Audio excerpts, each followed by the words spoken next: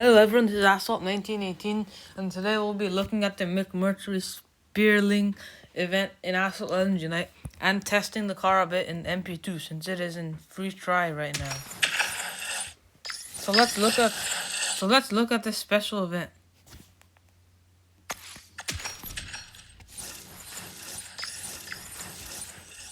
So in stage 1, it's free try for this car. You just have to, and you get a couple tokens.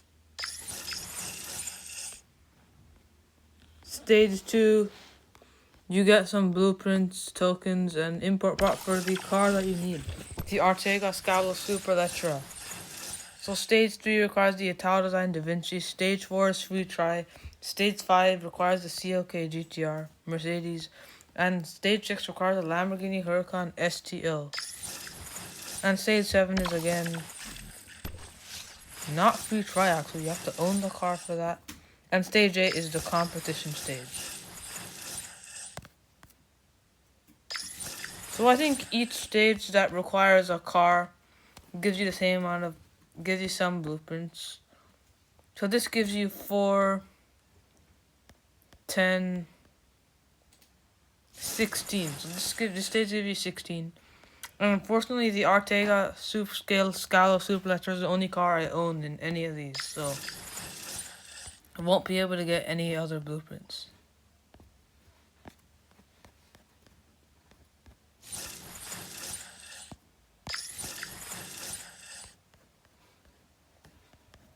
Yeah, so each of these, the 4 cars I mentioned, gives you blueprints for the speirling. If you own at least 2 of the cars, you should be able to get 32 blueprints. Yeah, so if you own all the cars, you'll unlock this car even if you had 0 blueprints. So anyway, let's get into multiplayer. Anyway, so let's look at the stats of this car before we get into the races. So the top speed, as you can see, not very good for Class A. This car does have a perfect nitro boost, so it is faster than this top speed stat says with perfect nitro. Acceleration, absolutely amazing, 90.52. Handling, really good, 80. Nitro, not the best. But the acceleration and handling are really good. So, even though it's a very small car, its stats are pretty good. Kind of like the Vanda, but not that good nitro. So let's get into the races.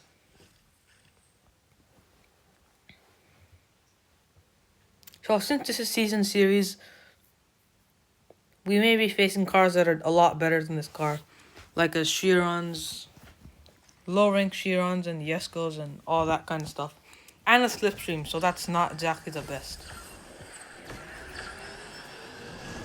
Anyway, as you can see, this car's acceleration's quite good. Like, it gets up to speed almost instantly. Top speed is only 214.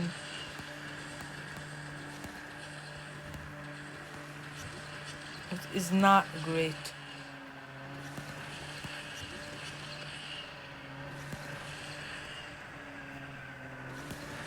But as you can see, it handles really nicely. And apparently this car doesn't have a perfect nitro boost.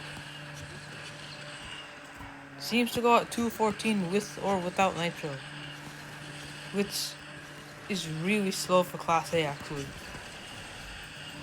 But anyway, its acceleration makes up for it. So it's not a useless car. It may not be an A-Class King, but definitely fun to drive. And can definitely carry you if you get a good twisty track. And if you have all the required cars, definitely try to unlock this car. It's worth it. But I wouldn't exactly recommend spending tokens on it, since it's nothing too crazy. But if you like this car or have extra tokens, try to get it. So we got first place in this race, beating a Gold Max Lamborghini Huracan Evo Spider, Aston Martin Victor, and all these other cars. Race with a McMurtry speirling against a Koenigsegg Regera, Bugatti Chiron, and McLaren Speedtail, which are a lot faster. But luckily this is not a straight track. It's a pretty twisty one. And yes, this car does not have a perfect nitro, which I thought it did. So yes, definitely pretty slow for its class. This is class A. But 90 acceleration is just really, really good. But as you can see, the other cars, since it's slipstream, they catch up pretty quick.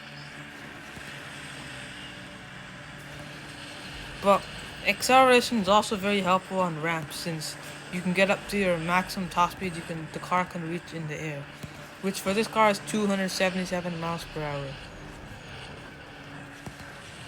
So on tracks with a lot of ramps that are not long ramps like Norway, short ramps can be very helpful for you to get past people in this car.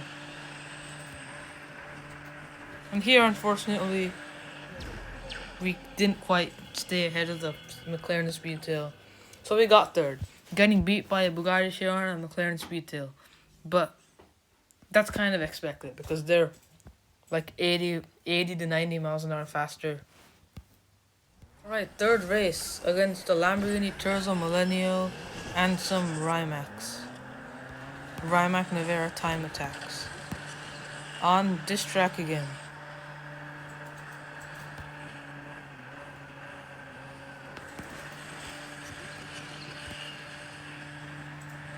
Yes, so on tracks like this car is definitely good. But I still wouldn't say that this car is worth spending on unless you already have a lot of good A-class cars. If you do,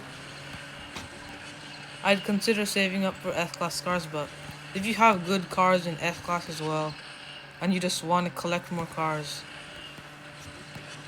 you should probably try to get this car, because it's not as useless as some people may think. Since top speed is not the most important stat of any car, since there are many tracks in this game which are twisty, and a lot of the new tracks also end up being twisty, like Chicago. And this track is also twisty as well, which is why that we're far ahead of everyone else. And we're about to get first place. And we've got first place, beating some McMurtry Speirlings, Lamborghini Terzo Millennial, and everyone else. Alright, next race on Shanghai against a Bugatti Chiron, a McLaren Speedtail, and some not as good cars. So this car came out the end of May of 2023 in an Unleashed event. And this best event is actually the first time PlayStation and Nintendo Switch players got to get this car. So that's a good thing. So now a lot more people will be able to get this car, as long as they have the required cars in the event, which, as you can see, are not impossible. Some people can definitely have them if you've been playing this game for a while. Unfortunately, I only have one of the cars, so I won't be able to unlock the car directly from the event. But that's pretty good. The event's not bad. But anyway, I wrecked.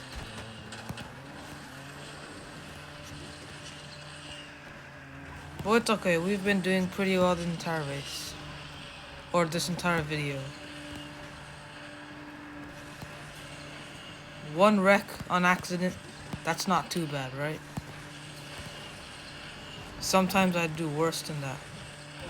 Sometimes I just wreck every race I play.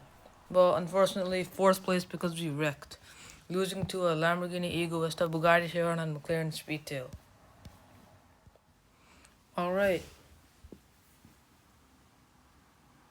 This race seems like there's not too much competition. Not as much as the previous race, at least.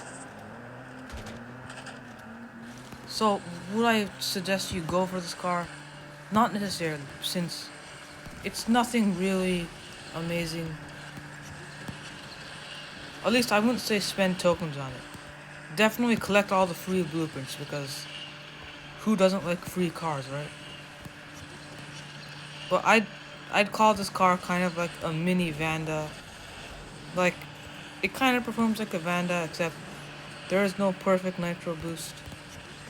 And it's smaller in size.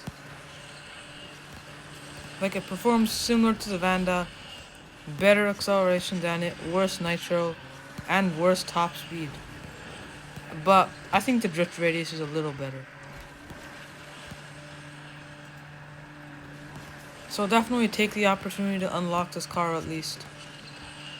May not be worth spending tokens on, but if you have extra tokens, maybe consider getting it. So we came in second place, losing to Aston Martin DBS Superleggera and beating everyone else. Thank you all so much for watching. Please like the video if you enjoyed and subscribe for more Asphalt content. Goodbye.